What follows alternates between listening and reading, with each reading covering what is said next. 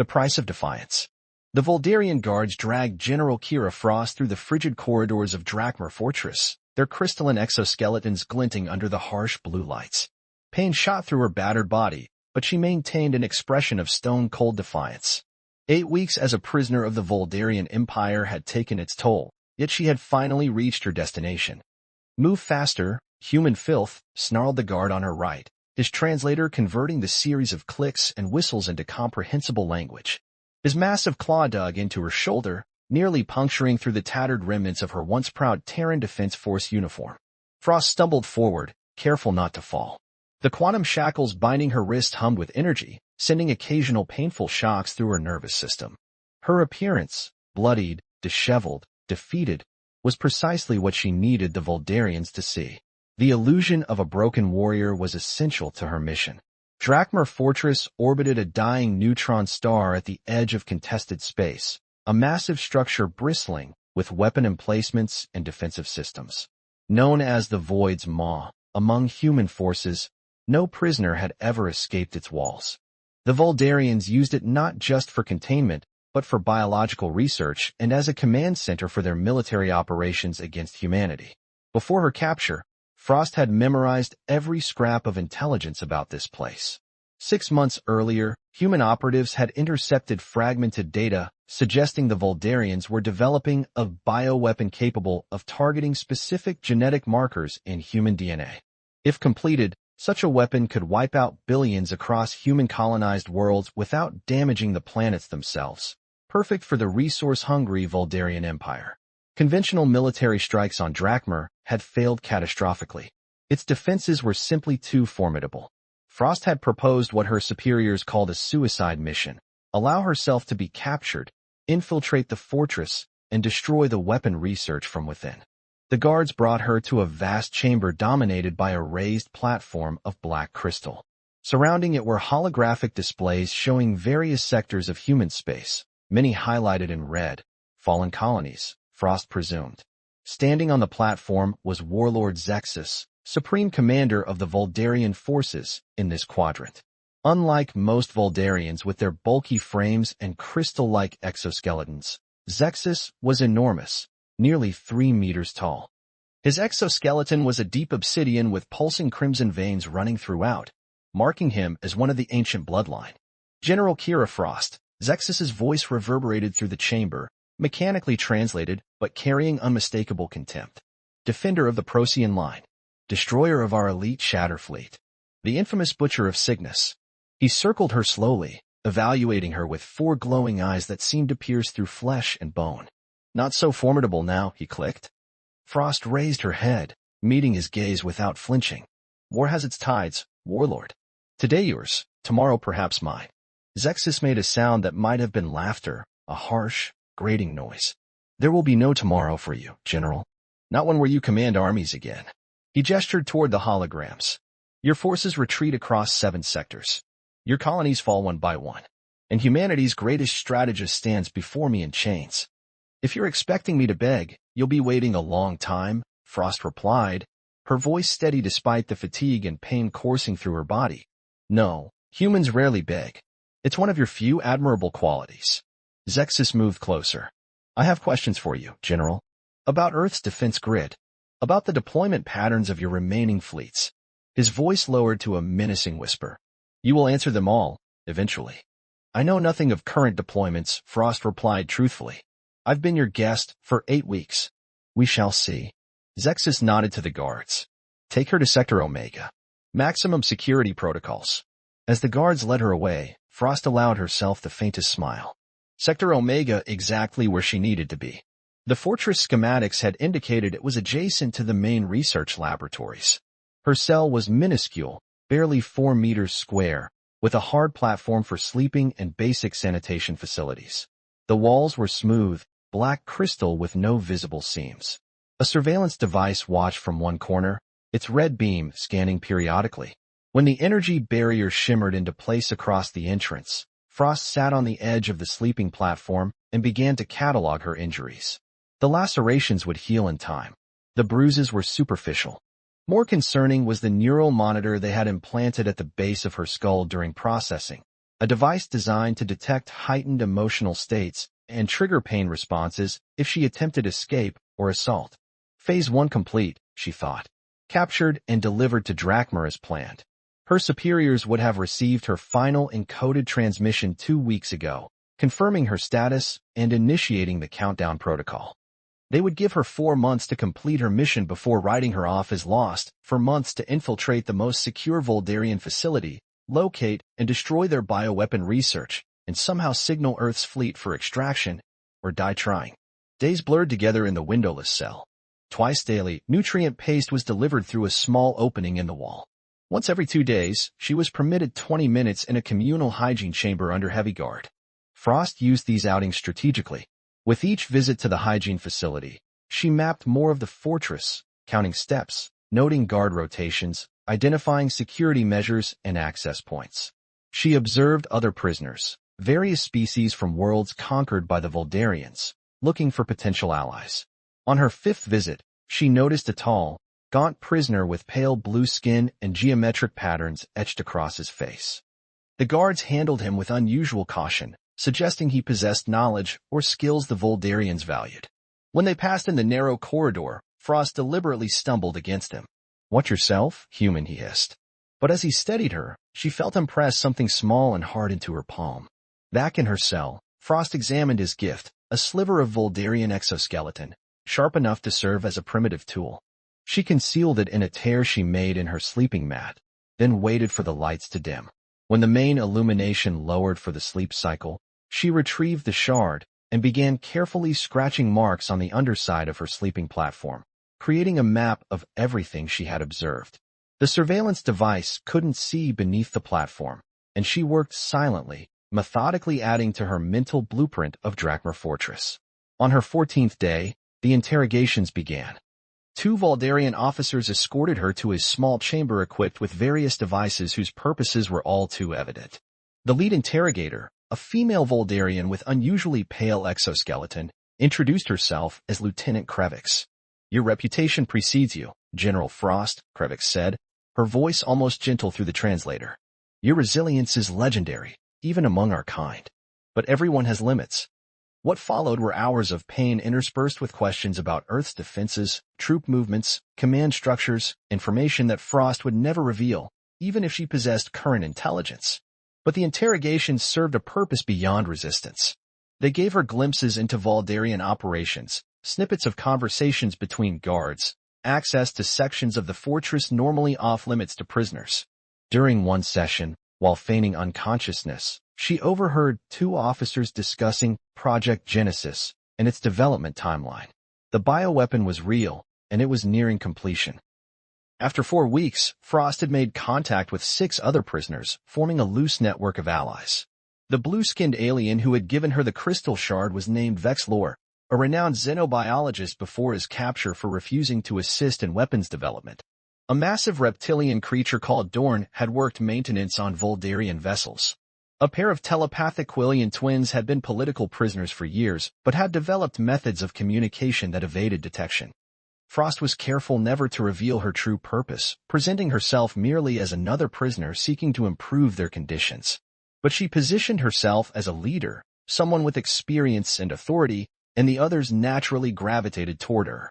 On the 35th day, during a routine meal distribution, Frost noticed a young Voldarian scientist observing her through the energy barrier. Unlike the guards with their aggressive bearing, this one moved with an academic's awkwardness, his exoskeleton a lighter shade with fewer crystalline formations, indicating youth. "You're her," he said without preamble. "The human general who decimated our forces at Procyon." Frost looked up slowly. "I commanded forces there, yes. How did you anticipate our attack vector? Our phase shift technology should have been undetectable to your sensors." Frost studied him carefully. This was an opportunity. Military strategy isn't just about technology. It's about understanding how your opponent thinks. The young scientist seemed genuinely intrigued. "I'm Dr. Nelvax. I've been studying human cognitive patterns as part of my research." "And what have you learned about us?" Frost asked, rising to approach the energy barrier, careful to remain just beyond its painful field. "You're unpredictable, illogical at times. You make decisions based on emotional factors that our models can't account for. Nelvax's eyes narrowed. It makes you dangerous. Or perhaps your models are flawed, Frost suggested. Perhaps there's a logic to human decisions that you haven't recognized yet. This sparked a debate that lasted nearly an hour before a guard ordered Nelvax to move along. But the scientist returned the next day, and the day after that, drawn by Frost's insights into human psychology and military strategy. She fed him carefully curated information, nothing that would compromise Earth's defenses, but enough to keep him returning. Through these conversations, Frost learned that Nelvax was part of the research team working on Project Genesis. He was responsible for designing delivery mechanisms that would maximize the bioweapons spread through human populations. His work was brilliant but theoretical. He had never witnessed the consequences of such weapons firsthand. Do you understand what happens when your bioweapon is deployed? Frost asked him during one visit. Not just the biological effects, but what it means for the world's infected. Nelvax tilted his head. Complete eradication of the targeted genetic sequence. And the people who carry that genetic sequence? Billions of lives. Not just soldiers, but children, families, entire civilizations. Collateral damage is inevitable in war, he replied, but she detected uncertainty in his voice. Is it war when one side has no chance to fight back? When entire populations are obliterated without warning? Frost leaned closer to the energy field. That's not war, Doctor. That's genocide. She could see the conflict in his eyes. Like many scientists, he had focused on the technical challenges of his work without fully considering its implications. Frost recognized his potential value, not just as a source of information, but possibly as an ally. As the days passed, Frost planned to shape. Dr. Nelvax would be key. His access to the research laboratories combined with the distraction her prisoner network could create might give her the opening she needed. But time was running short. According to whispered conversations she had overheard, Project Genesis was entering its final testing phase. The choice was clear: escape or sabotage, freedom or revenge.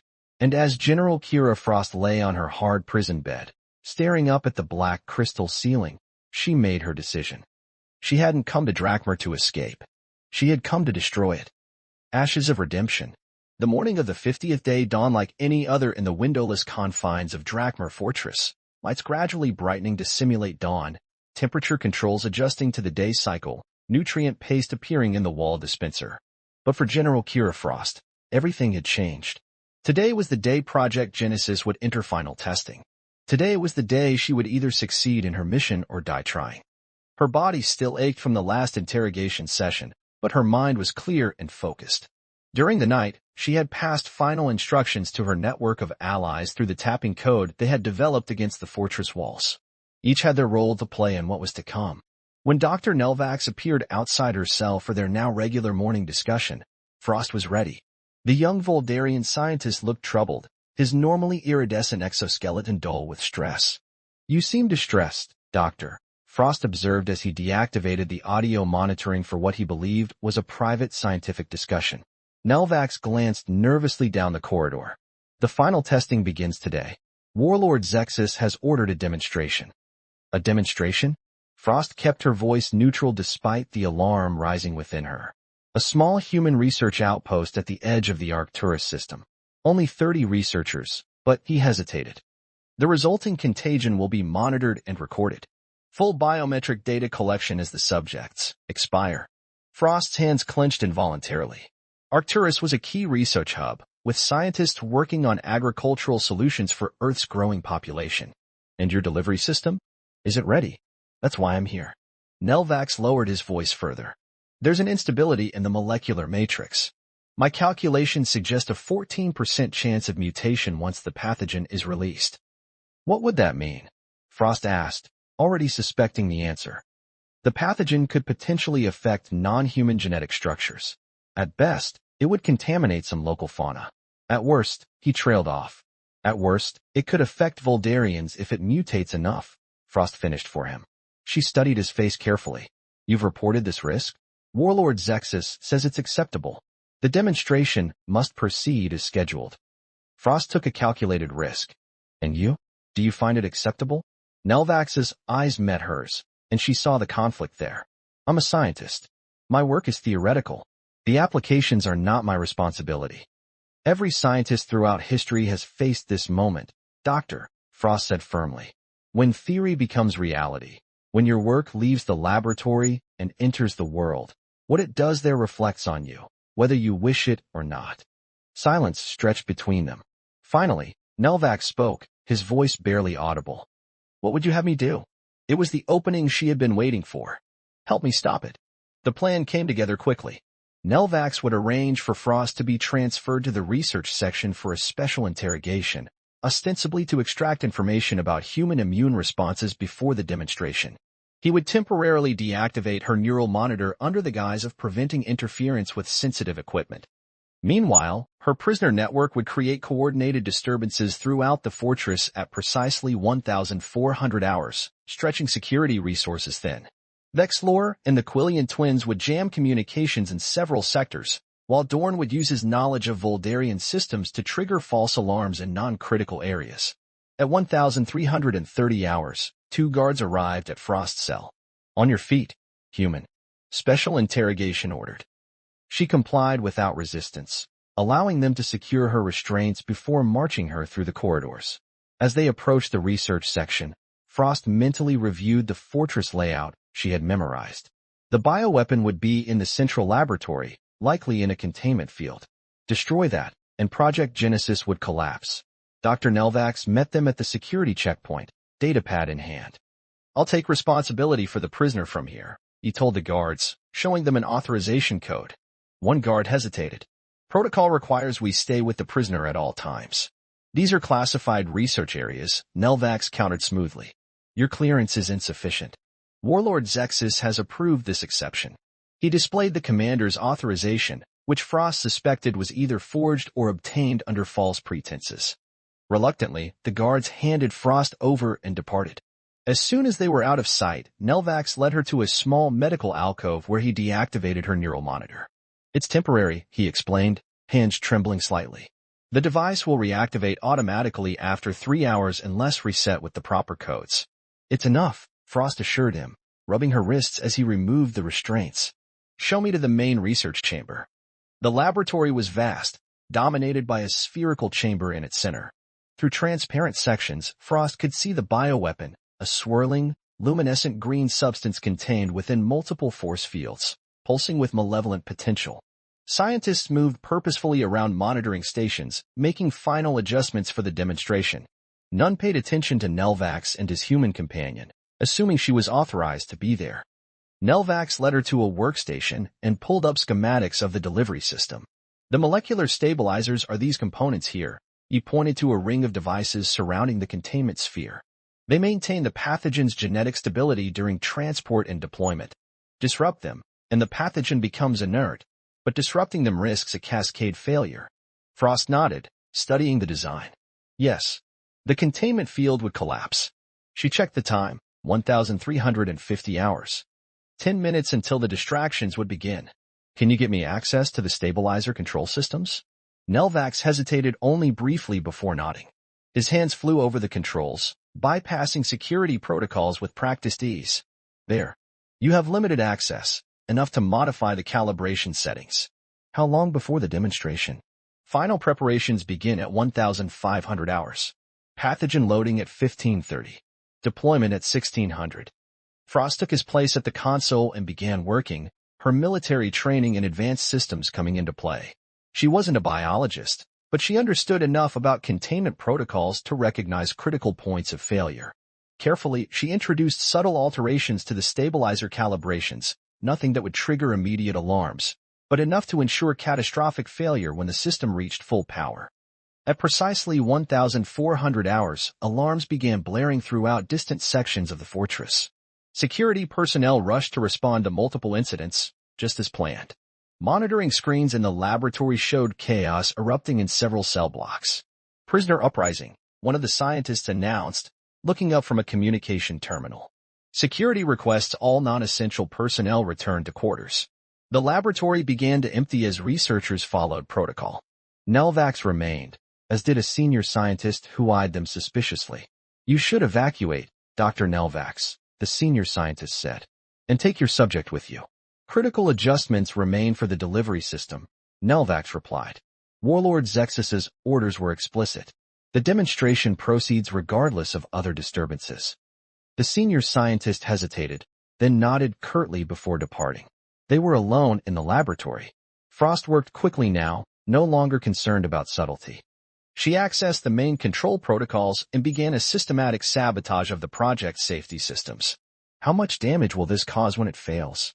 The research section will be destroyed, Nelvax said. But the fortress has containment protocols. The rest of Drakmar should survive. That wasn't enough. The project data would survive. The Voldarians could rebuild. Frost needed total destruction. She thought quickly, remembering the fortress schematics. The research section drew power directly from Drakmar's main reactor. If she could create a feedback loop between the bioweapon's containment field and the reactor's cooling systems. Her fingers flew over the controls, implementing the changes. As she worked, a new alarm suddenly blared, this one within the laboratory itself. Unauthorized access detected, a computerized voice announced. Security breach in primary research controls. Nelvax paled. Someone's overridden my authorization. We have minutes before security arrives. Frost worked faster, completing the final adjustments. Done. When the containment field fails, it will trigger a power surge into the main reactor. The cooling systems won't be able to compensate. You're going to destroy the entire fortress? Nelvax's voice rose in panic. There are over 10,000 Voldarians aboard. Not just soldiers, but engineers, medical staff, civilians. All supporting a weapon of genocide, Frost replied coldly. This is war, Doctor. You chose your side when you developed a pathogen to wipe out my species. The laboratory doors slid open. Warlord Zexus strode in, flanked by 6 elite guards, their weapons trained on Frost and Nelvax. I'm disappointed, Dr. Nelvax, Zexus said, his voice eerily calm. I expected treachery from the human, but not from one of our brightest minds. Nelvax stepped back, trembling. Warlord, I can explain.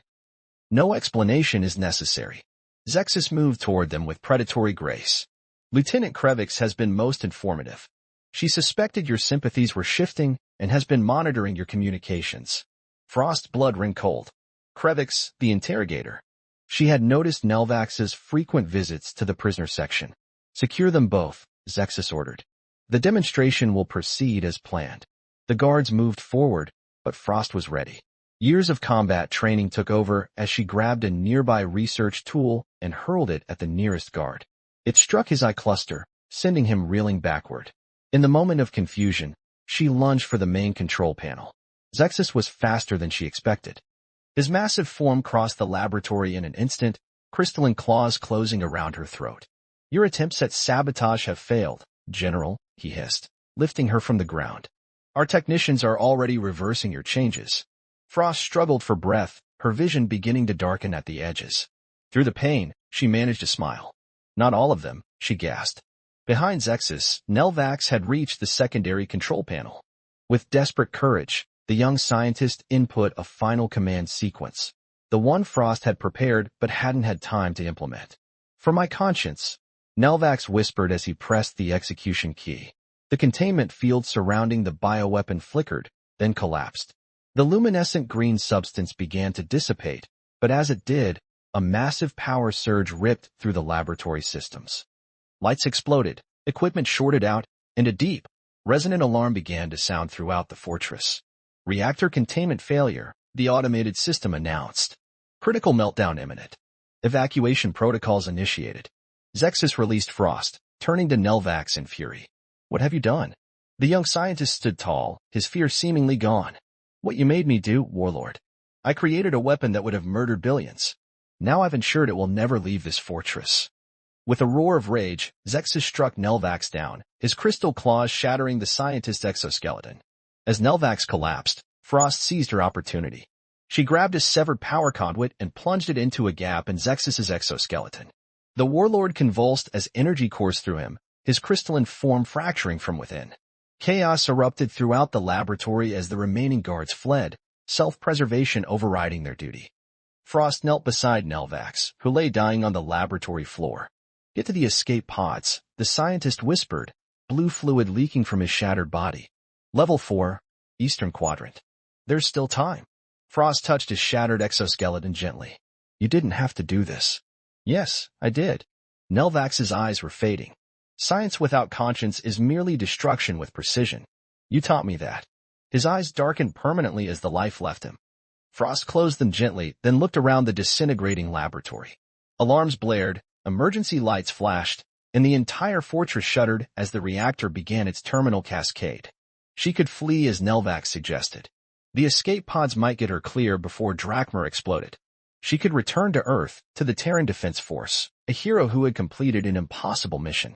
But as she stepped over Warlord Zexus's twitching form, a different path crystallized in her mind. The Warlord's private shuttle would be in the command hangar. It would contain strategic data, communication codes, deployment schedules, intelligence that could turn the tide of the war. Frost made her choice. Not escape, but something more. If she survived, she wouldn't return to Earth immediately. With a Voldarian command vessel and the highest level access codes, she could strike devastating blows against the empire that had sought to annihilate her species. As she raced through the corridors toward the command sector, dodging panicking Voldarians and stepping over fallen debris, General Kira Frost felt a cold clarity settle over her. She had come to Drachmer seeking to destroy a weapon. She would leave as a weapon herself, a blade aimed at the heart of the Voldarian Empire. Emergency bulkheads were sealing throughout the fortress, but Frost's memorized map guided her through maintenance tunnels and service corridors.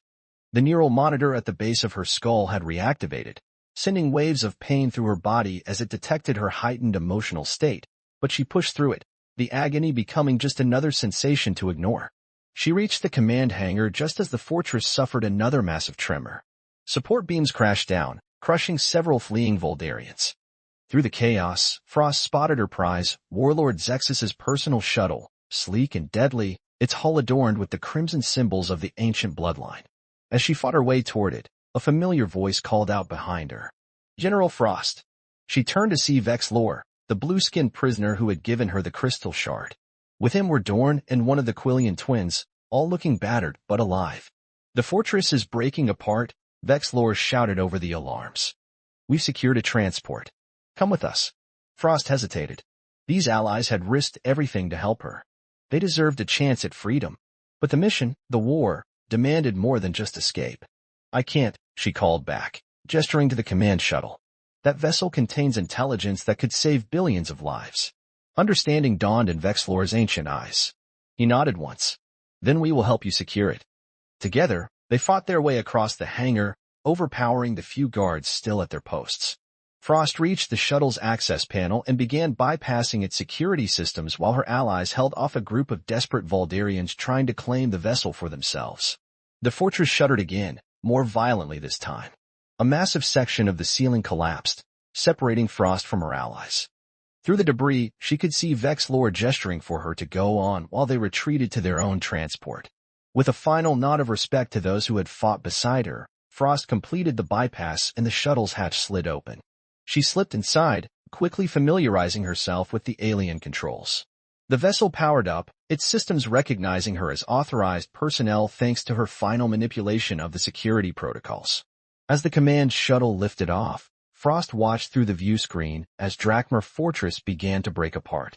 Explosions rippled along its surface as the reactor reached critical mass. Dozens of small vessels were fleeing. Escape pods and transports carrying survivors away from the doomed fortress. Among them, she spotted a battered maintenance craft that had to be Vex Lore and the others. She opened a secure channel to them. Thank you, she said simply. Find your freedom. Vex Lore's voice crackled over the comm. And you, General? Will you find yours? Frost's hands tightened on the controls as she set course away from the dying fortress, toward the heart of Voldarian space. No, she replied. Not yet. Behind her, Drachmer Fortress exploded in a blinding flash of energy, the shockwave propelling her shuttle forward. Project Genesis was destroyed, its threat to humanity eliminated. Phase 1 of her mission was complete. But as General Kira Frost accessed the command shuttle's database, revealing the locations of dozens of Voldarian military installations, supply depots, and command centers, she knew her personal war had just begun. Earth's military leaders had sent her to destroy a weapon. They would soon discover she had become one, a phantom striking from the shadows, dismantling the Voldarian war machine piece by bloody piece. Freedom would come later, if at all. For now, there was only the mission, the vengeance, and the cold certainty that sometimes the greatest sacrifice a soldier could make wasn't dying for their cause. It was living for it, no matter the cost to their humanity.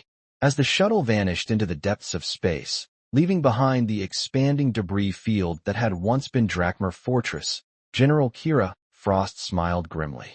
The Voldarians had sought to create a weapon to exterminate humanity. Instead, they had created her.